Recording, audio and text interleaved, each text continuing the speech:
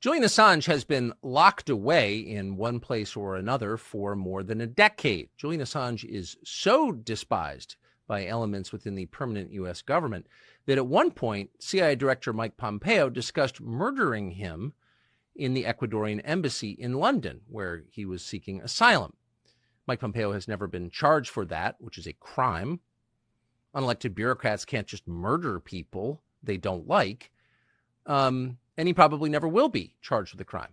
Virtually the entire ruling class in Washington is opposed to Julian Assange, and that's the reason that he has sat for years now in Belmarsh prison in London. Keep in mind, Julian Assange has not been charged with a crime in Great Britain, and yet he's being held there.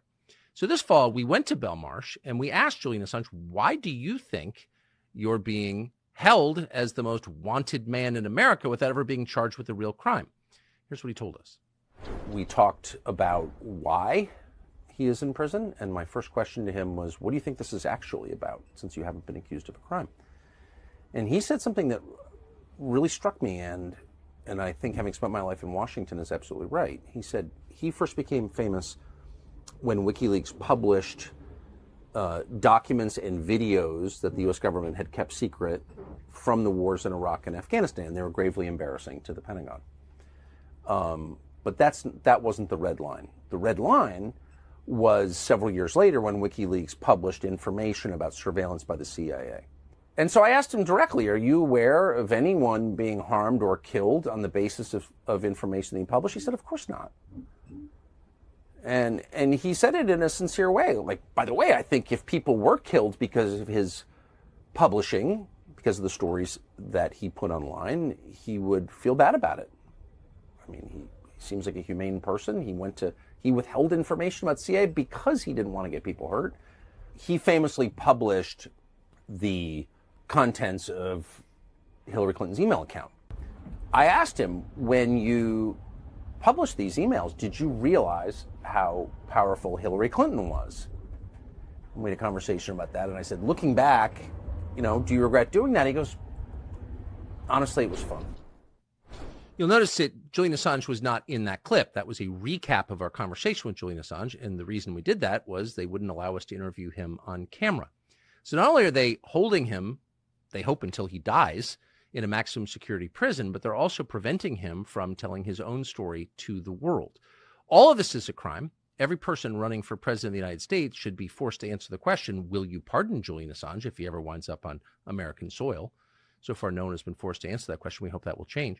The woman you saw in the clip is Julian Assange's wife, Stella. She has been his greatest advocate in the free world, and she is now leading the effort to stop his extradition to the United States, where he would wind up in a supermax prison, never to be heard from again until he dies. She is a lawyer, a human rights activist, and we're honored to have her join us now. Stella Assange, thank you so much for coming on. Can you give us an update, because I know this is taking place right now, it's in progress currently, what the status of this extradition hearing is? Well, look, we've just been in court for 2 days, and this decision could be the final one. We didn't know when we were coming into it yesterday whether we would have a decision today. And if the UK decides in favor of the US, then it will put Julian on a plane to the US. I mean, that is how imminent it is. So really, it's a very, very high risk moment for Julian. And what happened during these 2 days is that the two judges said that they would withhold their decision until, well, they haven't set a date, but at least a week. And so we don't know what will happen next. It remains the case that if he loses this round, then that's it in the UK. There's no further possibility for appeal. He can try to go to the European Court of Human Rights, but last year, only one application to the European Court of Human Rights to stop an extradition or deportation was granted out of 63 applications. So it's really just in extremely rare cases. Of course, we say this is one of them. This is one where there would be irreparable harm. And of course, the European Court of Human Rights should stop an extradition if the UK finds against him, but it's not a given. So Julian could be on US soil within a matter of weeks. That's still the case. I'm confused by the role of the UK in this. As far as I understand, he's never been charged with a crime in the United Kingdom. And yet the UK government is holding a journalist without charging him. I mean, this is what we accuse Russia and Iran and North Korea of doing. Why are British politicians degrading their own system and their history on behalf of the United States government? I feel like I'm missing something here. Well, this is the default state of affairs. The UK views itself as a lapdog. I mean, it was obvious in court at one point. One of the judges asked the US, well, if your argument is that if the Home Secretary sees that the US issued this extradition request, and that it's wrong on the face of it, that she wouldn't be able to do anything. And the US lawyers said, yeah, that's precisely right. It's completely lopsided. The US can do whatever it wants, basically. And that was part of their arguments in court. I mean, not to get too much into the weeds of the court proceedings, but basically what they were saying was, you have to take these statements of these prosecutors at face value. You don't want to offend the United States, our ally. You would be implying that the prosecutors were lying. And of course, that would never be the case. So they were trying to convince the court that they should just take it all at face value. And of course, inside the courtroom, it's like they're running two parallel cases. I mean, we're running the case, the true reality, which is that Julian's a journalist that exposed the wrongdoing of the country that's trying to extradite him. And the US is, just trying to attack Julian with all sorts of nonsense. The UK is a willing participant. Of course, his imprisonment has gone for so long. He's been, in Belmarsh High Security Prison for almost 5 years. But before that, in the embassy in the Ecuadorian embassy in the heart of London. And during this time, when he was in the embassy, it was surrounded by British police. They were spending something like millions and millions, I think it was £5 million a year, on surrounding the embassy. And he was not charged with a crime at the time. It was a show of force. And of course, it was a show of force on behalf, by this British police, but to show the United States that they were, that they were showing their allegiance, basically. And that's how we've had this lawlessness for over a decade to hound Julian and to kind of send a signal. And his imprisonment in Belmarsh, is part of a game that they play, that the US says, well, the UK is keeping him. It's not really us. He's not on US soil. And the UK goes, well, it's not really us because this is a US extradition request and he's been there for almost 5 years. And so they play this game. And they, he's no one's responsibility. And it's just, it's a game that they've been playing for years and years. Does it, I know you live there, but you follow American politics. Was it surprising to you that Mike Pompeo, the neocon former CIA director who plotted to murder your husband, who had not been charged with anything in the U.S. at that point, that he was allowed to continue to be prominent in the United States? He ran for president after that. And no one in the American media said anything about it, really, with a few exceptions, but no one even mentioned that. You tried to murder your husband. What did you think of that? Well, I think the CIA is a rogue organization that everyone on every level of the U.S. Politics is terrified of. And they are trained to assassinate. They are trained to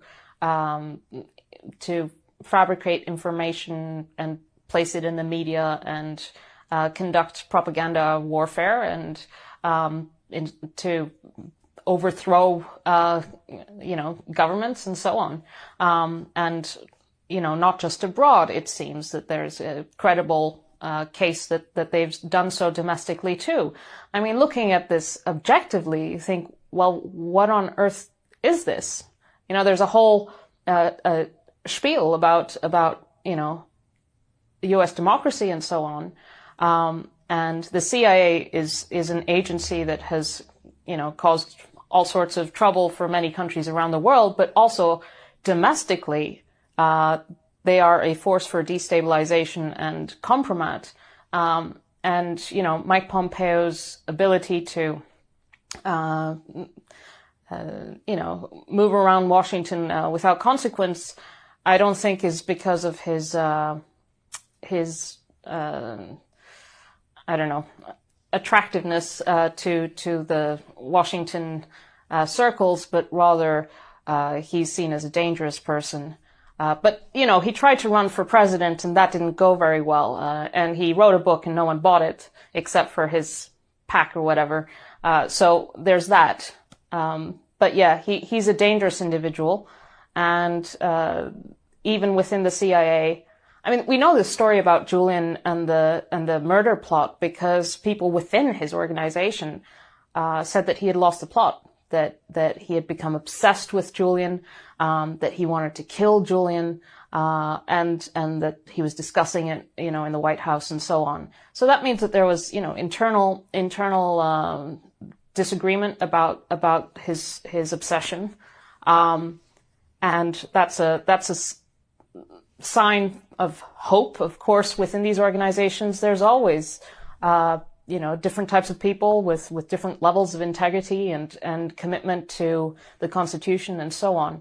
And the fact that many of them then spoke to these investigative journalists and exposed the crazy Pompeo murder plot is, you know, commendable, and I'm personally very, very thankful to them that they said something, not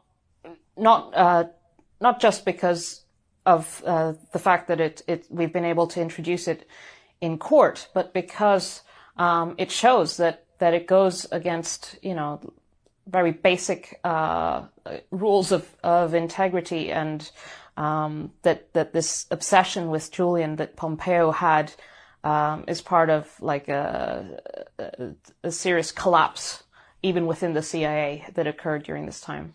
Yeah, he is a dangerous person. He should be in prison. And it's just striking that so few journalists ask him about that. None, so far as I know. So tell me, if your husband is extradited to the United States, do you think there's any chance he'll receive a presidential pardon?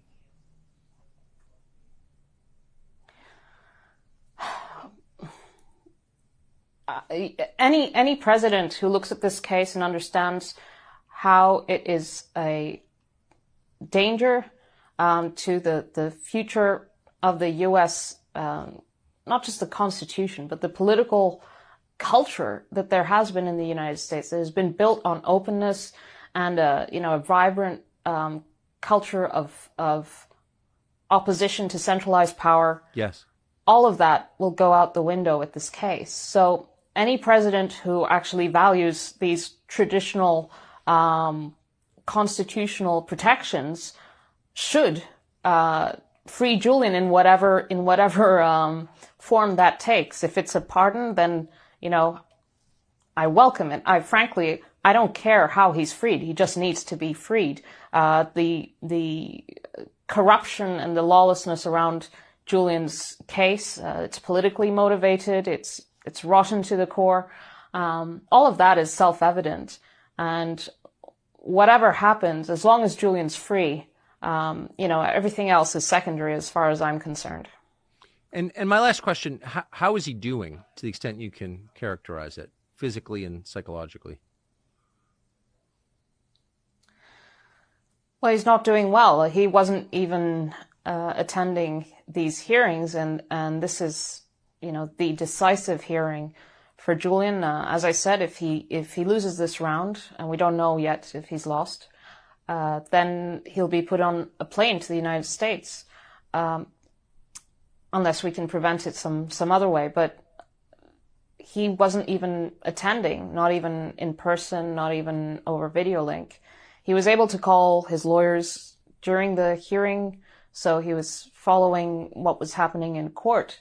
But if he hadn't been kept in Belmarsh High Security Prison during the past 5 years, he wouldn't be in this state of of deterioration and decline.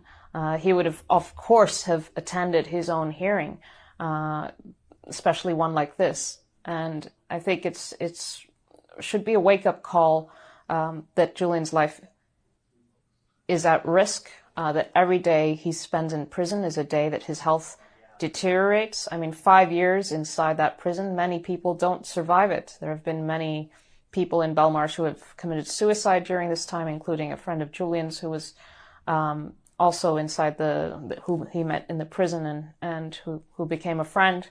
And, you know, it's a harsh environment and he's under enormous pressure. And he knows that the United States is the country that's plotted his assassination. So, like, the stakes could not be higher. But he knows there's a lot of support out there. He knows I'm doing this interview, Tucker, and he knows there's a lot of support. So that is also something that keeps him afloat. He's a fighter. And I think, I think the world's waking up. I've seen a lot of support, actually. I've seen a lot of attention this time around. The press is, I think, starting to realize what the implications are and how serious this is, and that it's not just about Julian, that it's actually threatening the press's ability to do its job in a very, very real way, especially the press that does the most important work, the one that makes those in power feel uncomfortable and worried about their future careers and freedom. Yeah, not many of those left, but some. Stella Assange, thank you so much for taking this time, and Godspeed. Thank you, Tucker. Thank you. Free speech is bigger than any one person or any one organization. Societies are defined by what they will not permit. What we're watching is the total inversion of virtue.